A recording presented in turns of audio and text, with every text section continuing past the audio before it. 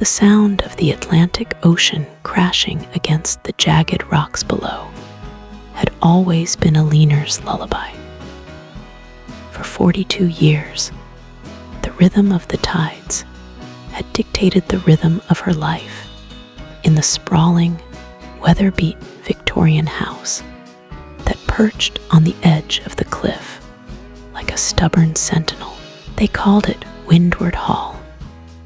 To the locals in the small coastal town of Oakhaven, Maine, it was just the old Vance place, a relic of a time when sea captains built monuments to their own vanity.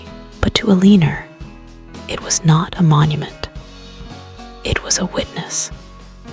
It had seen her bring 2 children into the world in the upstairs master bedroom, screaming through the pain, while the winter wind howled outside to match her cries. It had seen her nurse her husband, Arthur, through the slow, agonizing decline of lung cancer, the floorboards creaking under her feet during those endless nights of pacing and prayer. The house was her skin, her bones, her history written in cedar shingles and oak beams. And now, at 72 years old, sitting in her favorite wingback chair watching the fog roll in, Eleanor felt a chill that had nothing to do with the sea air. It was the chill of being watched. It was the icy realization that the vultures circling her life were not strangers waiting for an estate sale, but the very people she had bounced on her knee. Her son, Robert, had always been a man of grand ambitions and shallow roots. He was handsome in the way politicians are handsome, polished, smiling, and entirely opaque. He lived in Boston now, a world away from the salt spray and quiet isolation of Oakhaven, working in finance or perhaps consulting. Eleanor could never quite keep track of the titles that changed as often as his expensive suits. He had married Jessica 10 years ago, a woman whose ambition was so sharp it could cut glass. Jessica was not cruel, at least not in the way villains in storybooks are cruel. She did not yell. She did not strike.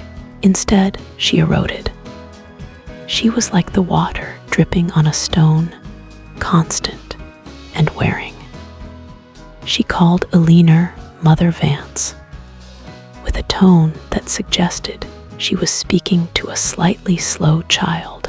She reorganized Eleanor's cupboards when she visited, moving the spices and the tea, claiming it was for efficiency. But Eleanor knew it was a marking of territory. It was a subtle signal that Eleanor's way of life was obsolete, cluttered, and in desperate need of management. The unease had started 3 months ago during the Thanksgiving visit. It was supposed to be a joyous reunion. Robert and Jessica had driven up in their sleek black SUV, the trunk filled not with gifts, but with unspoken agendas. Dinner had been an elaborate affair. Eleanor spending 2 days prepping the roast duck Arthur had loved so much, polishing the silver until her arthritic knuckles throbbed. But as they sat at the long mahogany table, the candlelight flickering against the dark paneled walls, the conversation felt rehearsed. Robert didn't ask about her garden, or the book club, or the leak in the roof she had finally fixed. Instead, he asked about the market value of coastal properties. He mentioned casually, between bites of duck, that the upkeep of such a large house must be a terrible burden for a woman of her age. Jessica chimed in, her voice dripping with syrup, mentioning a lovely senior living community just outside of Boston. They had a pool, she said. They had chefs. They had 24-hour monitoring. She used the word monitoring like it was a luxury, not a cage. Eleanor had laughed it off then, pouring more wine, telling them she was perfectly capable of monitoring herself, but she saw the look that passed between them.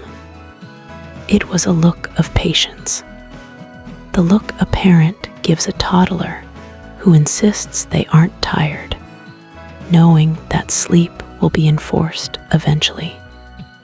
That night, the house felt different. It felt sieged. Eleanor couldn't sleep. She wandered the halls, her hand trailing along the dado rails, touching the framed photographs of Robert as a boy, smiling on this very porch, holding a striped bass he'd caught with his father. Where had that boy gone? When had he been replaced by this man who looked at his childhood home and saw only square footage and liability? She found herself in the library, the room where Arthur used to smoke his pipe and read poetry aloud. On the heavy oak desk, Robert had left his briefcase. It wasn't latched. Eleanor was a woman of principle. She believed in privacy. But she was also a mother who sensed danger. A mother's instinct is a primal thing, older than manners, older than laws. She opened the leather flap. Inside, amidst a stack of glossy brochures for the Sunrise Meadows Senior Community, was a blue folder. It wasn't labeled with her name. It was labeled Project Horizon. Her hands trembled as she pulled it out. The paper was thick, expensive. The first page was a topographical map of her property, her beloved cliffs, her garden, where the hydrangeas grew the size of dinner plates. But the house Windward Hall was gone. In its place was a sleek, modern structure of glass and steel, a boutique hotel and wedding venue. The labels were clinically precise: infinity pool, event lawn, valet parking. She turned the page and felt the breath leave her body as if she'd been struck. It was a financial breakdown. A projected sale price of the land, $3.2 million. And below that, a section titled Use of Proceeds. It listed the payoff of a massive gambling debt under Robert's name and the capital injection into a failing interior design firm owned by Jessica. They weren't just worried about her hips or her lonely nights. They were drowning. They were broke, desperate, and they looked at her life's work, her sanctuary, and saw a life raft.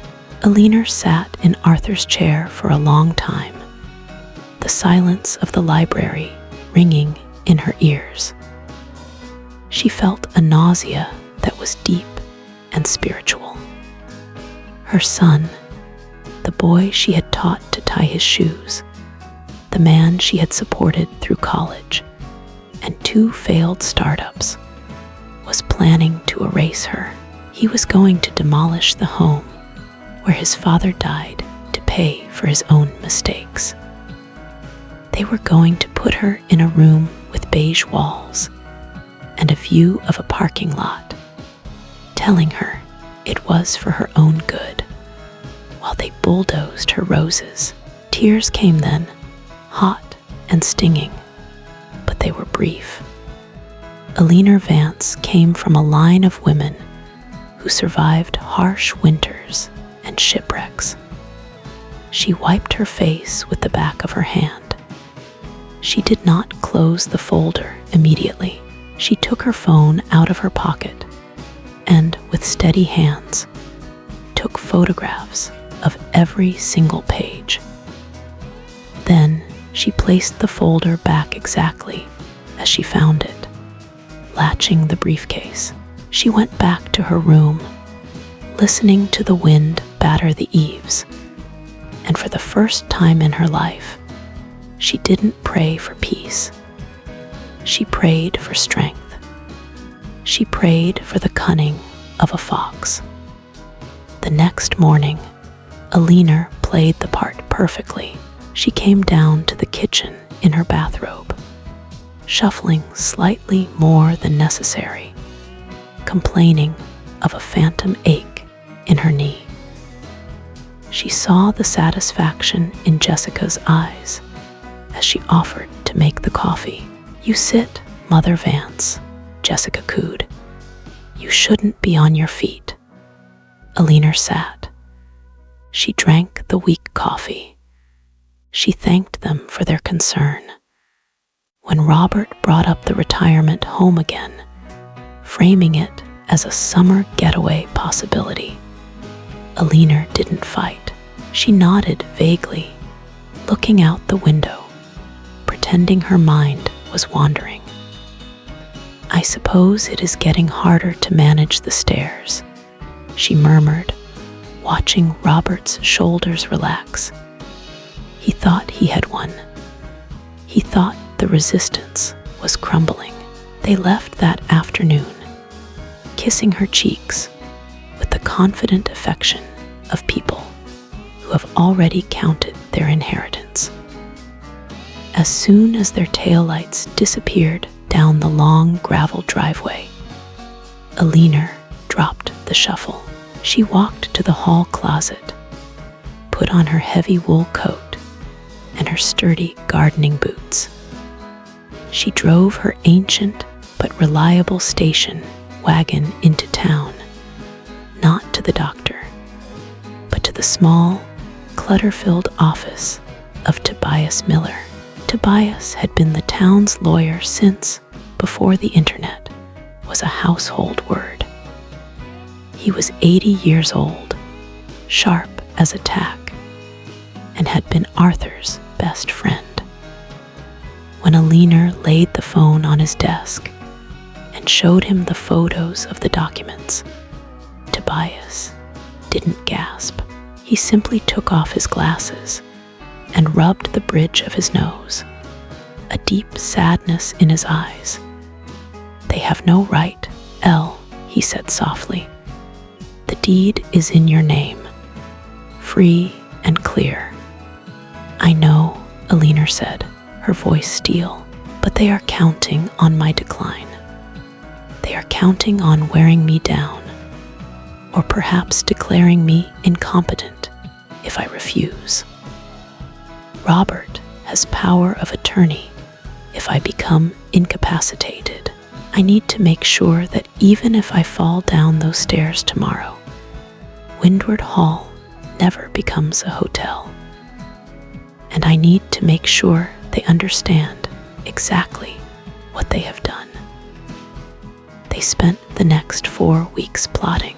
It was the most exhilarating month of Eleanor's recent life. She felt a renewed sense of purpose. She hired a local contractor, a young man named Sam, who had been a friend of Robert's in high school, but had stayed in Oak Haven to raise a family. She trusted Sam. She had him come over at odd hours, parking his truck behind the barn so no neighbors would gossip to Robert. They walked the property, not to plan renovations, but to document, to secure. Eleanor begged and moving money quietly, in small amounts at first, then in larger transfers. into accounts that were shielded by the trusts Tobias was setting up.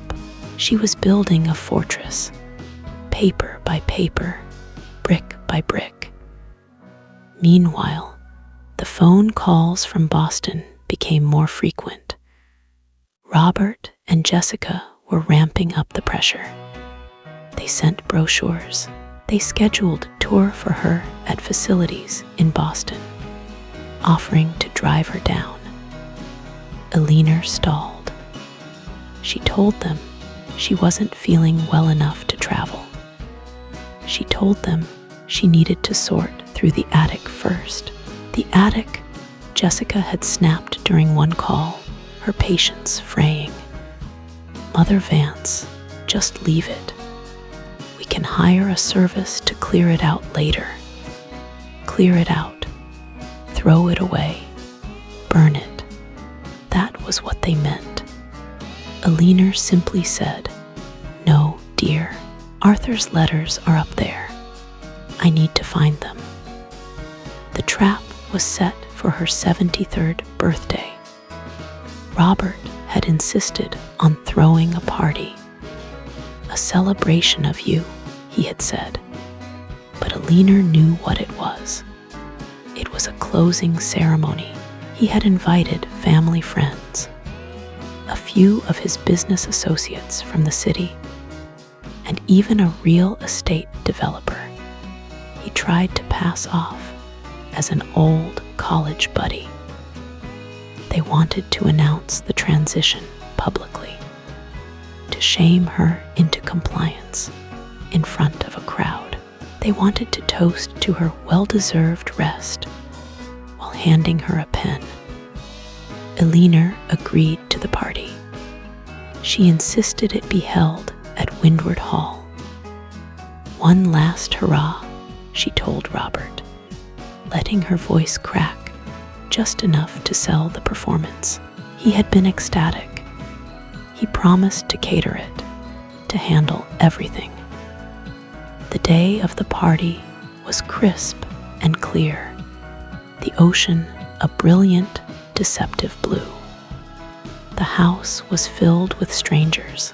Jessica had hired a catering team that bustled through Eleanor's kitchen, moving her favorite teapot to a high shelf to make room for trays of unrecognizable hors d'oeuvres. Robert was wearing a suit that likely cost more than Eleanor's car. He moved through the room, shaking hands, playing the benevolent son.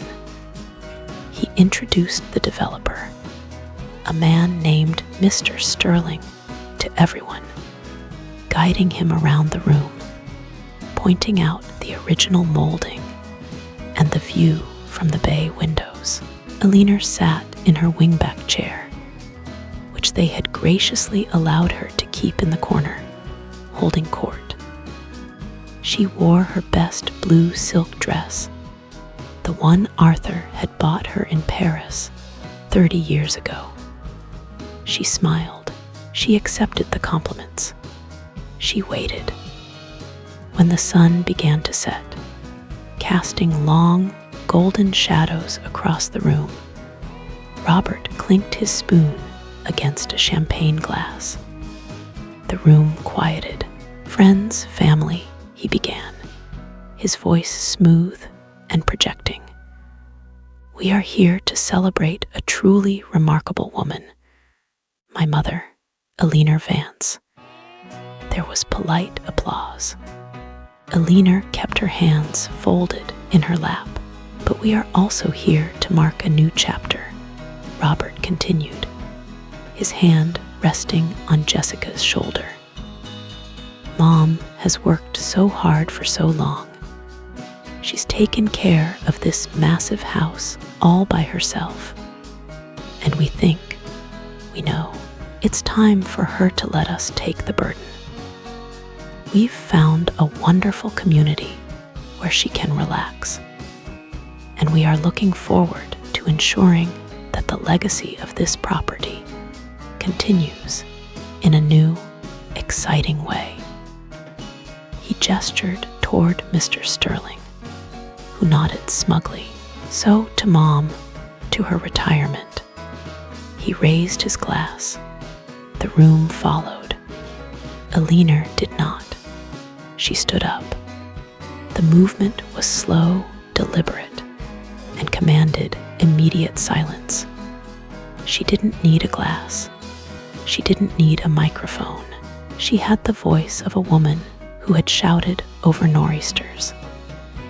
"Thank you, Robert," she said, her voice clear, lacking any of the tremor she had feigned for months.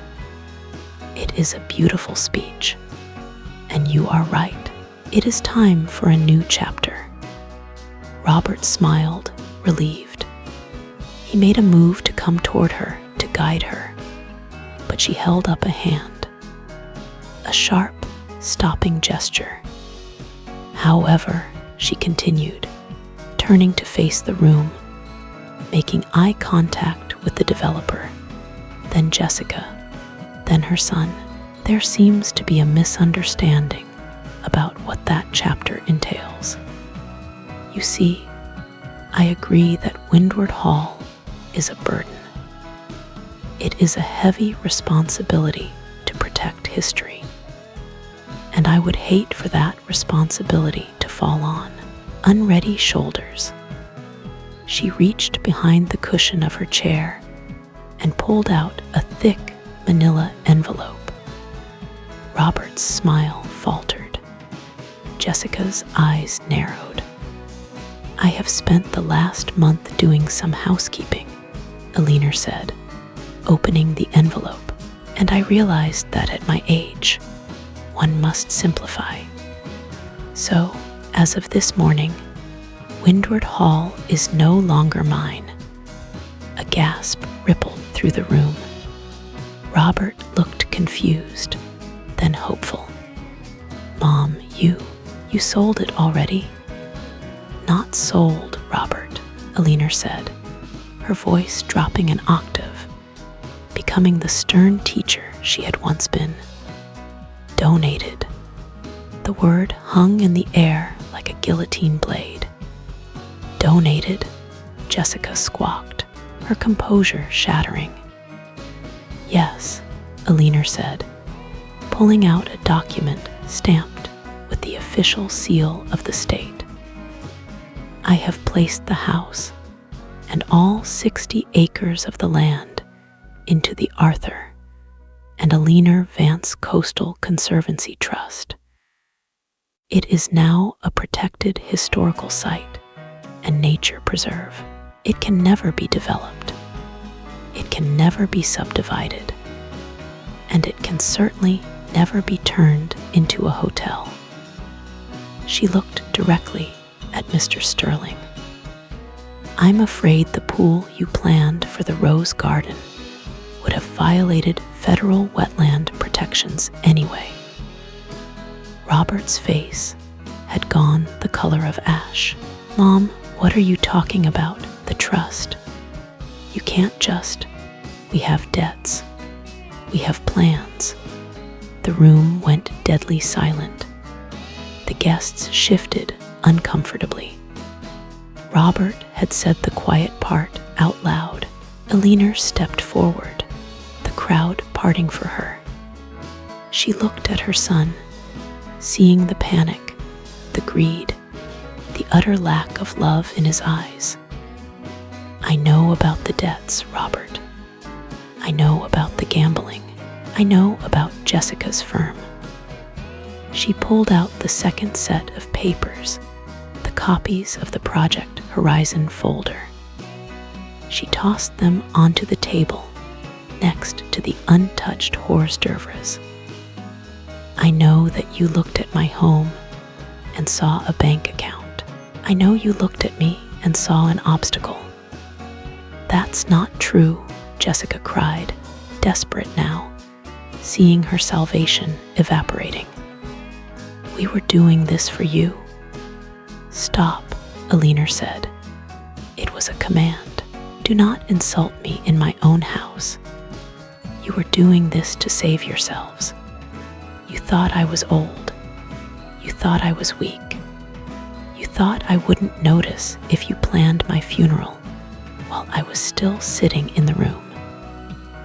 She looked around at the guests, most of whom were looking at the floor or glaring at Robert.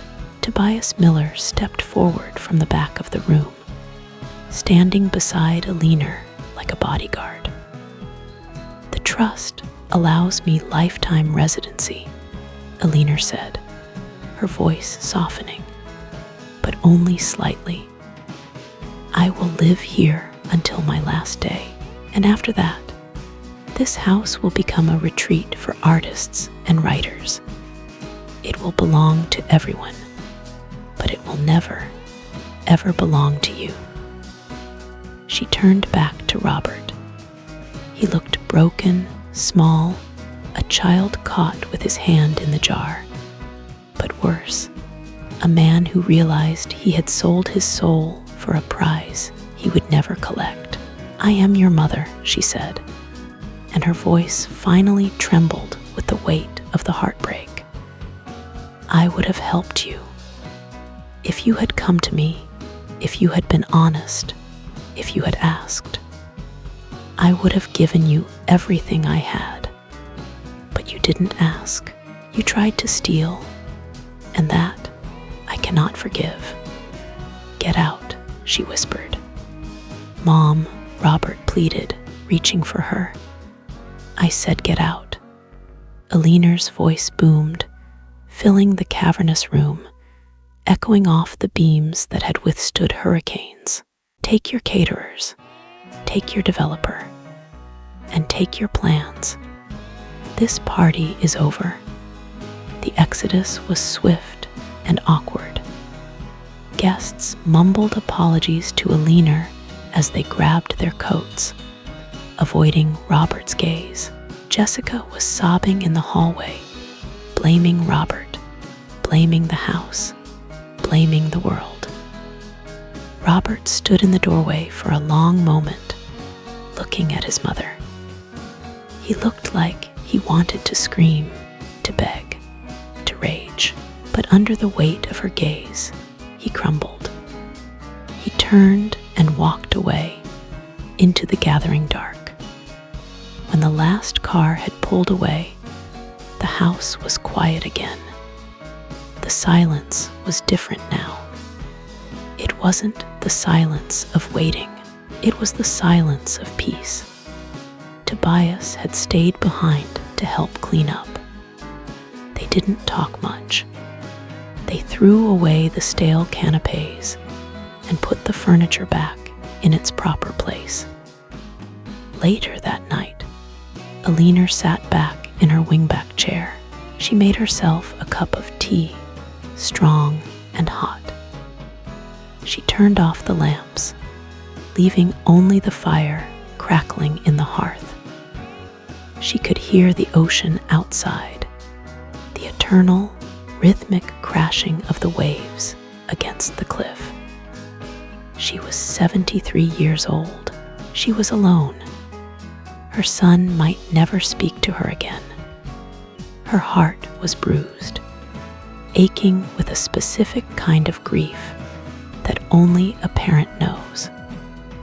But as she looked around the shadowed room, at the books, the walls, the sanctuary she had defended, she felt a profound sense of lightness. She had not been erased. She was still here. The house was still here. Eleanor took a sip of tea. It tasted like victory. It tasted like freedom.